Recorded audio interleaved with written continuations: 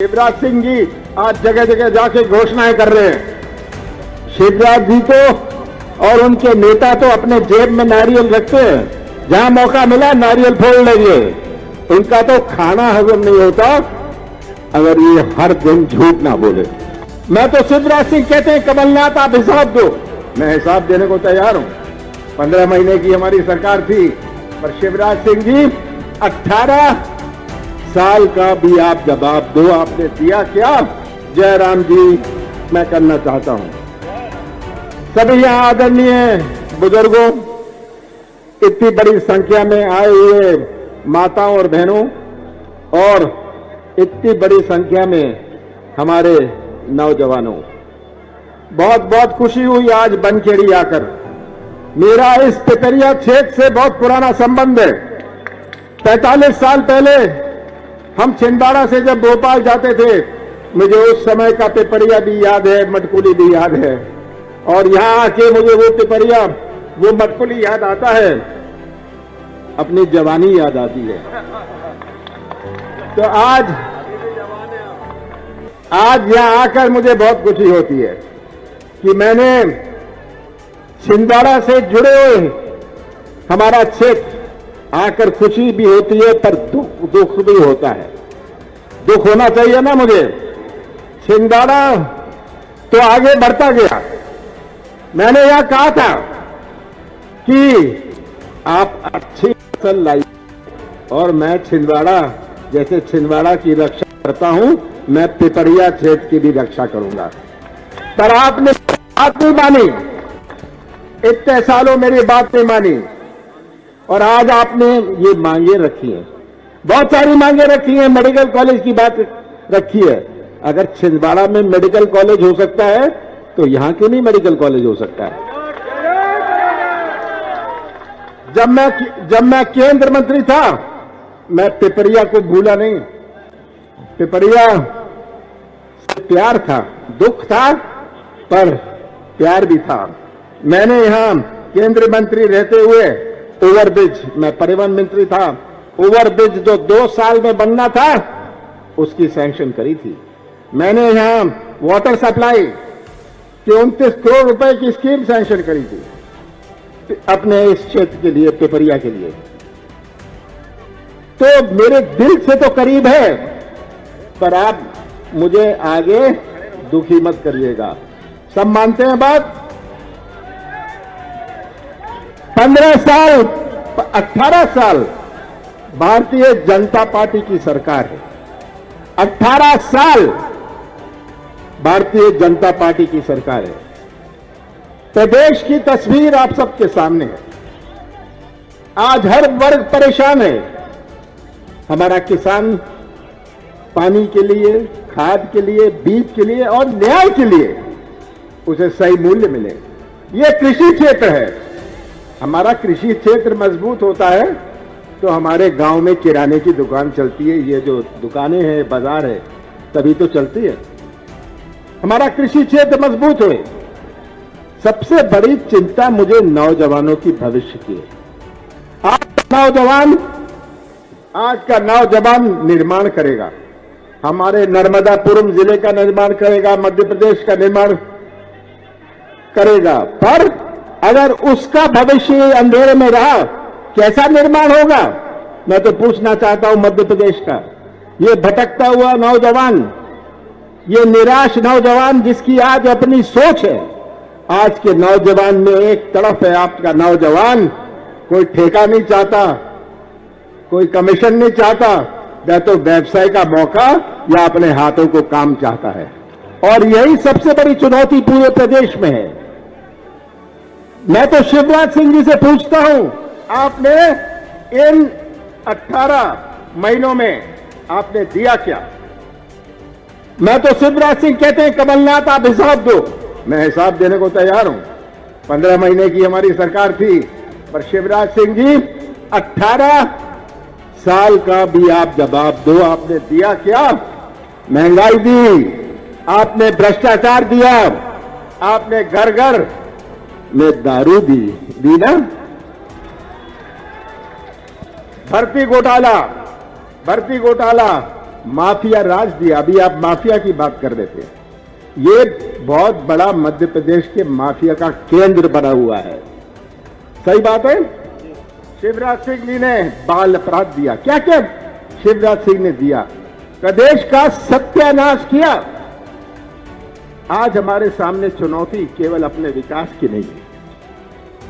हमारे देश में कितनी धर्म है, कितनी जातियां हैं, कितनी भाषाएं हैं अपने देश में। कोई ऐसा देश है विश्व में जहां इतनी भाषाएं हों, इतनी जातियां हों, इतने धर्म हों। आप अपने गांव में रहते हैं, कितनी जातियां हैं, सब भाईबंदी से रहते हैं। आज कोई ऐसा देश विश्व में नहीं है जहां इतनी देवी देवताएं हों, जहां इतने त्योहार हुए। ये अपना भारत है और आज भारत एक झंडे के नीचे खड़ा है क्योंकि भारत की संस्कृति जोड़ने की संस्कृति है। हम दिल जोड़ते हैं, संबंध जोड़ते हैं, हर समाज, हर जाति को जोड़ के रखते हैं। इसलिए आज हम एक झंडे के नीचे खड़े हैं और यही संस्कृति जो हमारे नींव है हमारे देश की, अगर यही खतरे में होए तो हम कैसा प्रदेश, कैसा देश आगे आने वाली पीढ़ियों को सौंपेंगे। ये प्रश्न चिन्ह है हमारे सामने कि किस तरह आज हमारे संस्कृति को कमजोर किया जा रहा है। बाबा साहब अंबेडकर ने हमें संविधान दिया, एक ऐसे देश को संविधान दिया जहां इतनी विभिन्नता, इतनी अनेकता है। पर अगर ये संविधान एक ऐसा विश्व का संविधान, भारत का संविधान जो विश्व में मशहूर है, अगर ये संविधान गलत हाथों में चला जाए तो क्या होगा। ये एक बहुत बड़ा चिंता का विषय है। चुनाव में तो विकास के मुद्दे आएंगे, पर यह भी एक बहुत बड़ा मुद्दा है। आप रक्षक हैं, आप रक्षक हैं उस संस्कृति के, आप रक्षक हैं उस संविधान के, और यही आप सबकी प्रथम जिम्मेदारी है। चिंता मत करिएगा अपने विकास का। मैं हर पॉइंट पर नहीं बोलना चाहता हूं, पर मैं इसे छिंदवाड़ा का एक हिस्सा मानूंगा अगले चुनाव के बाद। पर याद रखिएगा, याद रखिएगा, फसल सामने कटेगी, सही है ना। और जब आप आएंगे वो फसल का हिसाब जरूर लेके आइएगा कि ये हमारे फसल का हिसाब है। क्योंकि आज मुझे दुख होता है, हम छिंदवाड़ा से आते हैं, देखते हैं छिंदवाड़ा में तो 6000 किलोमीटर ग्रामीण सड़कें बन गई, छिंदवाड़ा में पुल पुलिया हाईवे बन गया। आप यहां 4 लेन की बात कर रहे हैं, ये दुख की बात है और यही मेरे लिए चिंता की बात है। आपको तय करना है, इस चुनाव में आप किसी उम्मीदवार का भविष्य केवल नहीं तय करेंगे, पर आप इन नौजवानों का भविष्य तय करेंगे। आप यहां पिपरिया के विकास का भविष्य तय करेंगे। आपने देख लिया आज क्या प्रदेश का हाल है। शिवराज सिंह जी आज जगह जगह जाके घोषणाएं कर रहे हैं। शिवराज जी तो और उनके नेता तो अपने जेब में नारियल रखते हैं, जहां मौका मिला नारियल फोड़ लेंगे। उनका तो खाना हजम नहीं होता अगर ये हर दिन झूठ ना बोले। ये शिवराज सिंह जी की कलाकारी को आप पहचान लें, आपके बीच में भी आएंगे, कहते हैं ये योजना मैं लाऊंगा। अरे भाई ये छोड़िए, आप क्या करेंगे, आप बताइए आपने करा क्या। पिपरिया को हिसाब दें, पूरे प्रदेश में विकास यात्रा निकाल रहे हैं, शासकीय कर्मचारियों के दल पर विकास यात्रा निकाल रहे हैं और विकास यात्रा का विरोध हो रहा है। ये आज हालात है।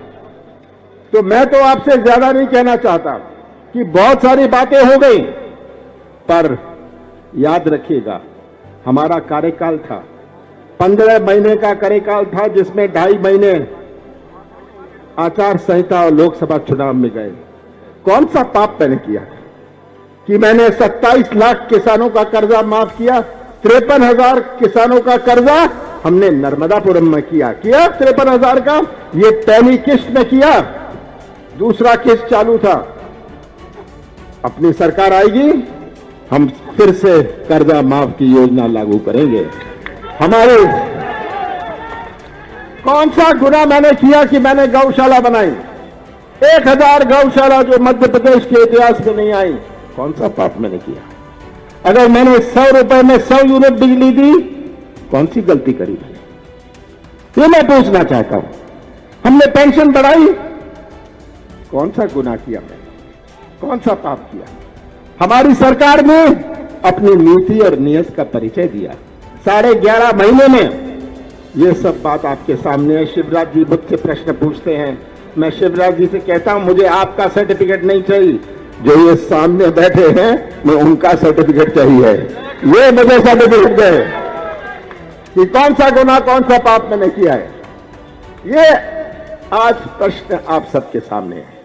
और मोदी जी की बात क्या करूं? याद है मोदी जी क्या क्या लंबी चौड़ी बातें करते थे। आज आप उनके मुंह से नौजवान का नाम नहीं सुनेंगे, जो कहते थे 2 करोड़ नौजवानों को रोजगार मिलेगा। आज उनके मुंह से किसान की बात नहीं सुनते, जो कहते थे किसानों को 50% नफा होगा। राष्ट्रवाद की बात करेंगे, पाकिस्तान की बात करेंगे, सर्जिकल स्ट्राइक की बात करेंगे, ध्यान मोड़ने की बात करेंगे और कहेंगे कांग्रेस ने 70 साल में क्या किया। मैं तो मोदी जी से कहता हूं, मोदी जी जो अगर आप स्कूल गए हैं तो जो स्कूल बना है वो कांग्रेस ने बनाया था। और मैं शिवराज सिंह जी को कहता हूं, शिवराज सिंह जी जिस स्कूल और कॉलेज में गए वो कांग्रेस ने बनाया था। तो हमसे मत पूछिएगा 70 साल में क्या किया।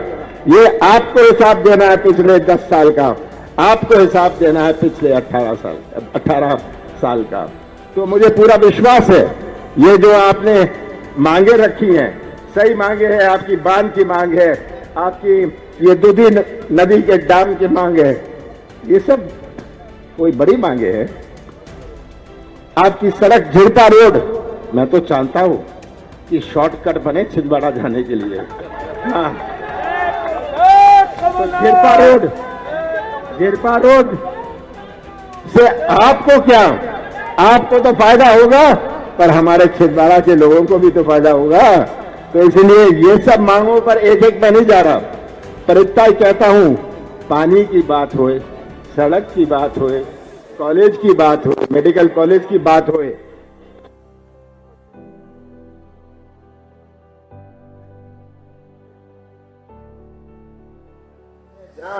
90% से अधिक लोग गरीबी रेखा में थे।